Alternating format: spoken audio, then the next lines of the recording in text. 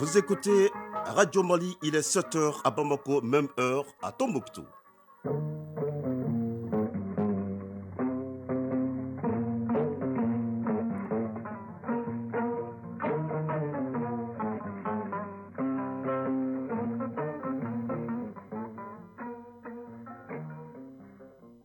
Le journal Agibou Koulibaly. Les titres. L'aéroport international Modibo Keïta se dote de 5 kiosques automatiques pour l'enrôlement des passagers. L'objectif est de faciliter la fluidité des passagers détenant un document de voyage malien. On en saura plus avec Aloussène Touré en début de journal. L'association des élèves et étudiants du Mali AEM a enclenché une grève de 5 jours depuis le lundi dernier jusqu'à demain vendredi pour des revendications dont bon nombre sont en cours de traitement par les autorités concernées. À propos, vous entendrez le secrétaire général de la FENAFEM, Yacouba Dambélé, dans cette édition.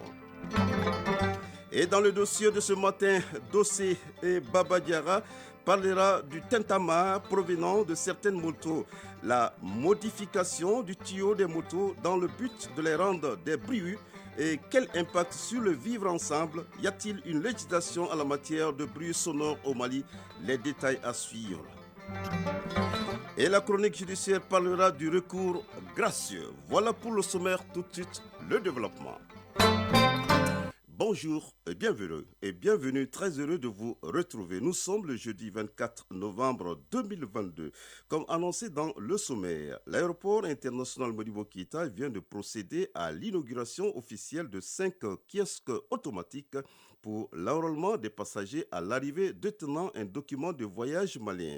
La dite opération vise à informer les usagers de l'existence de cette innovation dont l'objectif est de faciliter la fluidité des passagers. Aloussène Touré a assisté à cette inauguration. Suivons. Habituellement, il faut mettre entre 20 à 30 minutes en débarquant à l'aéroport Modibo Keïta rien que pour les formalités policières. C'est donc pour faciliter ces formalités en rendant fluide l'enrôlement des passagers que ce dispositif a été mis à la disposition des passagers détenteurs de documents de voyage maliens. Colonel Lassina Togola, PDG Aéroport du Mali. Au départ, nous avions 8 bornes qui existaient déjà. Et donc nous avons mis, conformément aux instructions des hautes autorités de l'État, nous avons mis l'idée de développer d'autres facteurs pour améliorer la fluidité des enrôlements. C'est la raison pour laquelle nous avons aujourd'hui 8 nouvelles bornes automatiques d'enrôlement, dont 3 départs qui ne sont pas encore opérationnels.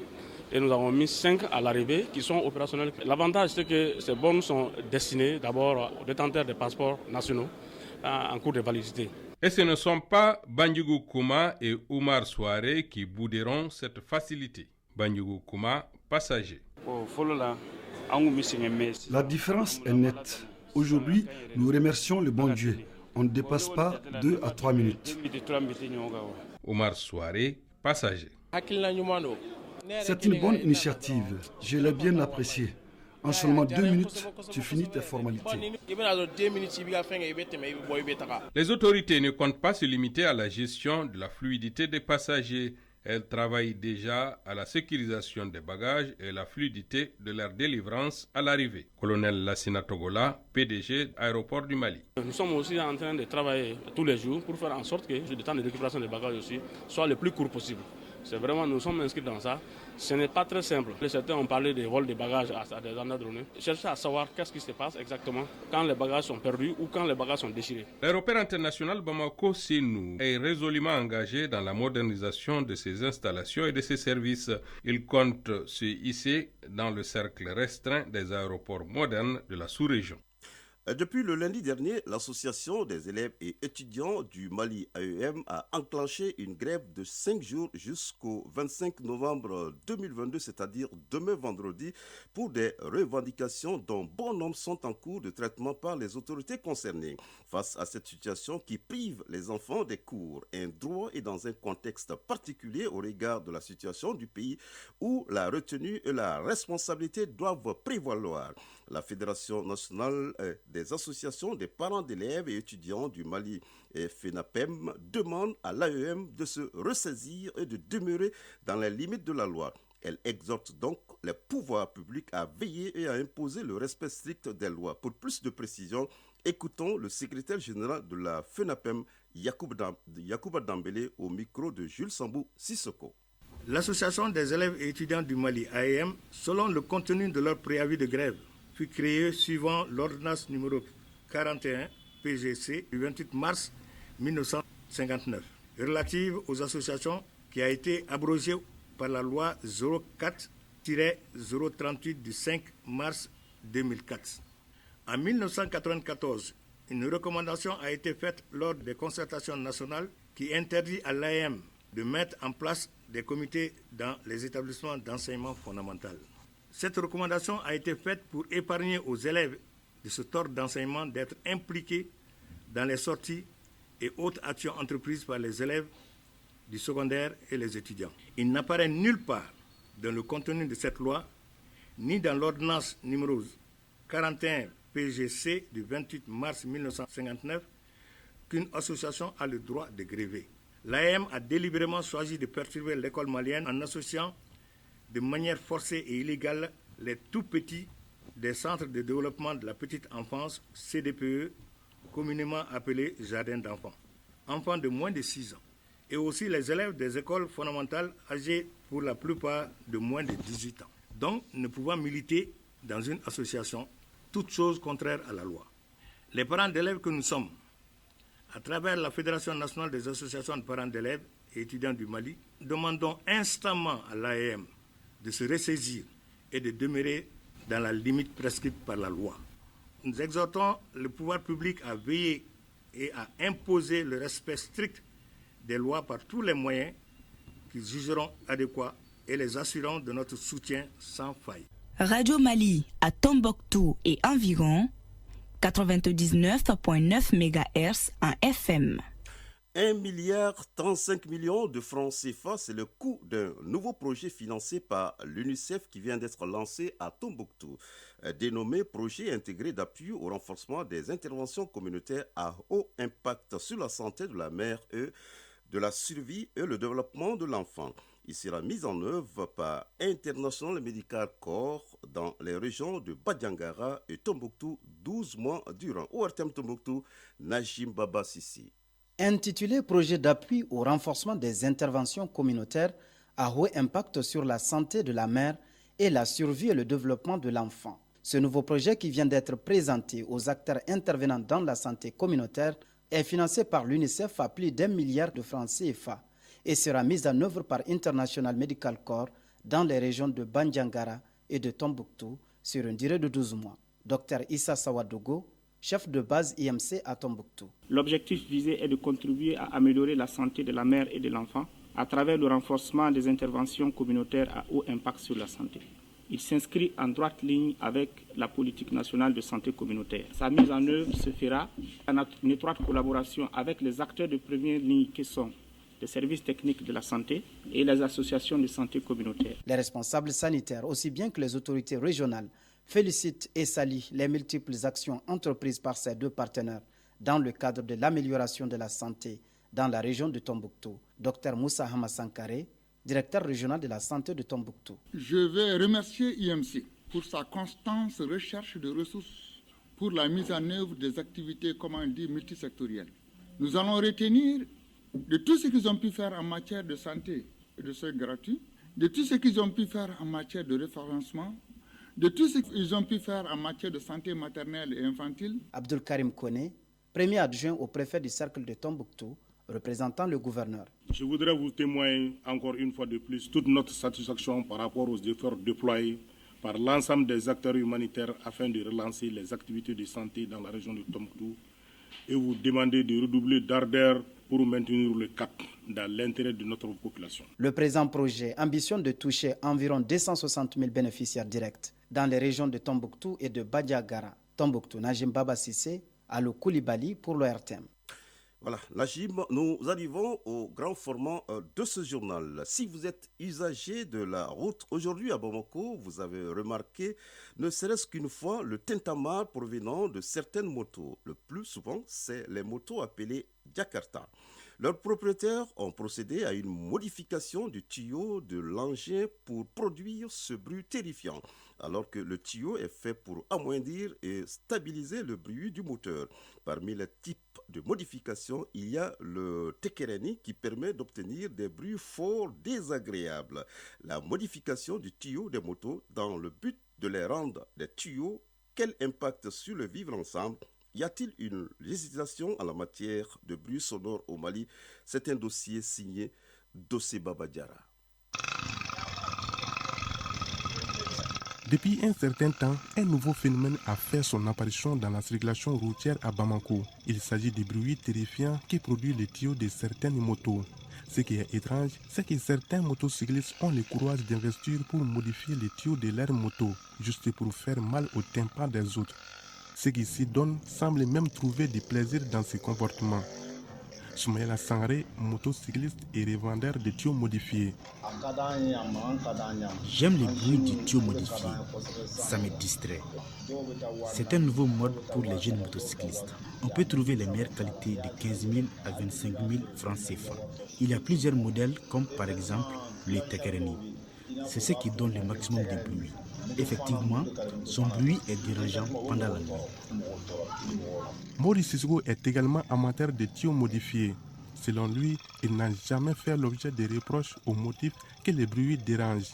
Mais on doit toujours reconnaître que notre liberté s'arrête là où commence celle des autres. Comme beaucoup d'autres personnes, j'aime le bruit des tuyaux modifiés. Je ne sais pas si ça dérange les autres. Ils n'ont qu'à les signaler si ça les dérange. Comme Maurice Sissoko, beaucoup de jeunes Bamakois sollicitent les techniciens de la modification des tuyaux des motos Jakarta. Bourama Diarra est soudeur et réparateur des motos au marché Soukoukoua de Bamako. Mon point fort, c'est la modification des tuyaux. D'autres m'appellent même Makossa. Je modifie les tuyaux des motos pour qu'elles puissent produire toutes sortes de bruits. Je le fais à l'aide de fer 6 mètres. Je les coupe et les modifie. À travers les matériaux qu'il utilise et ses techniques de réparation, Bourama Diarra est devenu un grand spécialiste dans ce domaine. Il a émergé sur les plans économiques et il parvient à satisfaire les besoins de sa famille. Avec mon expérience et les matériaux de soudure, j'arrive à faire de mon mieux. Il n'y a pas de prix fixe dans ce métier. Ça dépend de votre choix. Les prix commencent à partir de 3 000 francs et peuvent atteindre 30 000 francs CFA. Les motos qui produisent ces bruits qui font si mal au tympan, surtout la nuit, perturbent plus d'un dans la société. Cependant, il devrait y avoir une réglementation en la matière. Alors, question, y a-t-il une législation relative au bruit sonore au Mali? Kalfa Muguru est juriste. Actuellement, nous avons quelques lois qui parlent sur les bruits sonores, les cas des motos spécifiquement. Notamment la loi de 2017 qui parle sur l'hygiène, l'habitation en République du Mali. Donc il y a également la loi du 30 mai 2002 qui en parle, relative aux pollutions et aux nuisances. Il y a également une ancienne loi de 98, mais qui a été révisée en 2001. De nos jours, même s'il n'y a pas une législation spécifique pour ce qui concerne les cas des motos, la réglementation en vigueur devrait avoir son mot à dire sur la question. Kalfa Mukuro, juriste. La loi du 30 mai 2001 relative aux pollutions et aux nuisances. Cette loi, dans ses articles 29, 30, parle des bruits. Il n'est pas assez clair sur les cas spécifiques des motos. Au regard des dispositions de l'article 29, est interdit tout bruit susceptible de nuire au repos, à la tranquillité ou à la sécurité publique. L'article 30, l'exploitation de tout établissement humain, industriel ou artisanal abritant des sources sonores ou lumineuses susceptibles de constituer une menace pour les personnes et la faune doit être faite dans le respect des normes fixées par la réglementation en vigueur. L'article 44 seront punis d'une amende de 20 000 à 120 000 francs CFA et d'un emprisonnement de 11 jours à 3 mois ou de l'une de ces peines. D'une amende de 3 000 à 18 000 francs les auteurs d'infractions aux dispositions des articles 9, 11, 13 et 15. Donc, je peux quand même dire que les cas des motos peuvent se retrouver dedans, mais n'est pas traité de façon spécifique. Avant qu'une législation spéciale sur la sonorisation des engins rouloirs soit en vigueur au Mali, les amateurs de tuyaux modifiés continueront sans nul doute de taper dur sur les tympans des paisibles citoyens sans se faire les moindres soucis.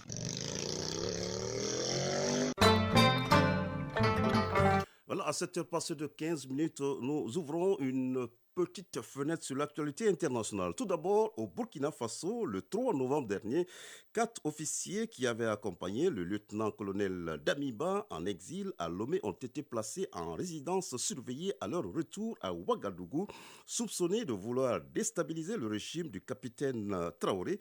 Ils n'ont toujours pas été remis en liberté. En Guinée, procès du 28 septembre. L'ancien ministre chargé de la sécurité présidentielle de Moussa Dadis Camara répond depuis le 22 novembre de sa responsabilité présumée dans le massacre du 28 septembre 2009. Il plaide non coupable et charge Abouakar Sidiki Diakité, dit Tomba et Marcel Guilavoki. Au Maroc, Al-Qital lève le voile sur ses ambitions post-IPO, c'est-à-dire offre publique initiale. Déjà leader de la santé privée dans le royaume, le groupe dirigé par Rochid Talib s'introduit à la bourse de Casablanca pour étendre son réseau de cliniques en attendant de s'implanter en Afrique subsaharienne. En RDC, face donc au groupe armé et au Rwanda qu'il accuse de soutenir les leaders, le chef de l'État congolais aussi entre la manière forte et le dialogue. L'issue de cette crise pourrait se révéler déterminante pour la présidentielle de 2023. En Malaisie, le dirigeant réformiste Anwar Ibrahim a été nommé Premier ministre, a annoncé ce jeudi le palais royal, mettant fin à une longue incertitude après les législatives de samedi qu'il n'avait donné la majorité à aucun parti.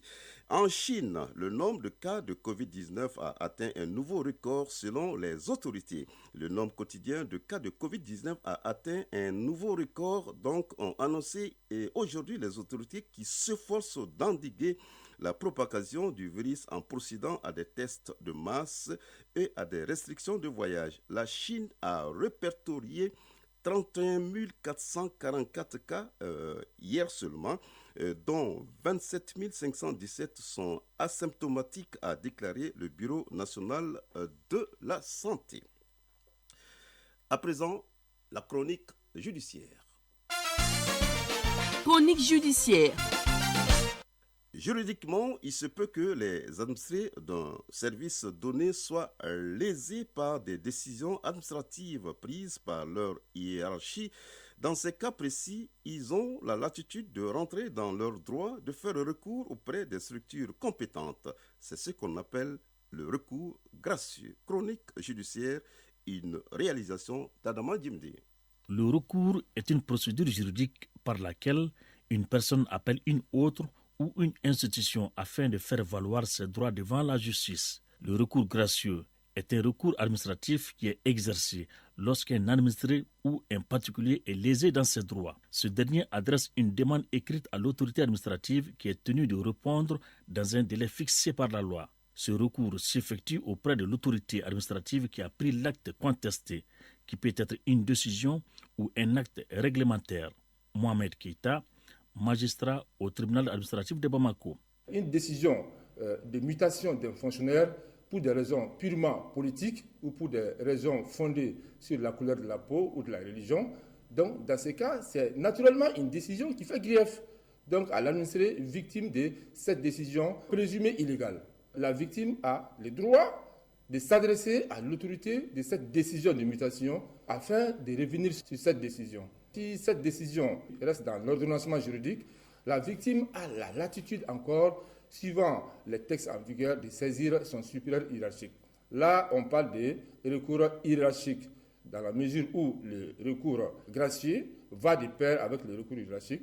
Donc, dans ce cas, il va saisir l'autorité supérieure hiérarchique qui a la possibilité donc, de revenir sur la décision prise par son subordonné. Elle peut l'annuler, elle peut aussi la maintenir. C'est là où on parle des différents recours administratifs classiques à travers les recours gracieux et celui hiérarchique. Comment se fait l'exécution d'une décision de recours, un recours qui soit administratif ou gracieux?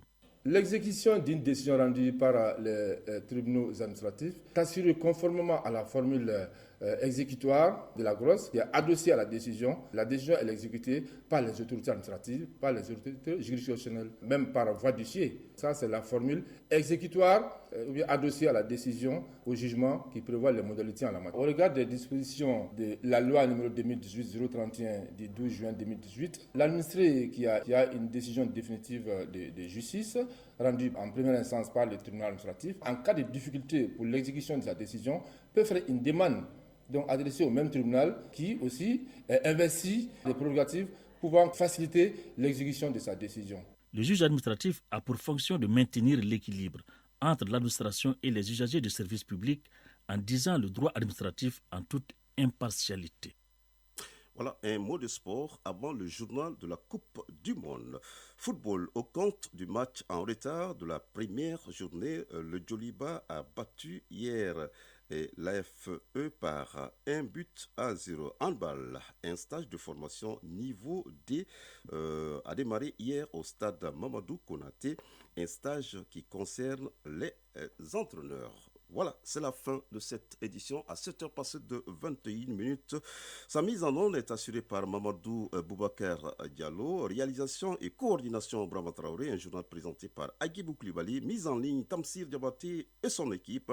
Nous avons eu le plaisir de vous présenter cette première édition à 13h. Rendez-vous pour la deuxième édition de Mali Actualité. Merci de nous avoir accordé de votre temps.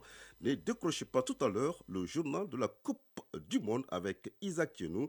Il sera suivi de la météo avec Mahamadou Keïta et des avis et communiqués, une présentation de Moussa Koulibaly. Nous disons que la force du Mali Koura émane de l'union sacrée des filles et des fils du pays. Cette union donne la force à nos femmes. Soutenons-les nuit et jour et passez une bonne journée de jeudi en compagnie des programmes de Radio Mali. À nous revoir.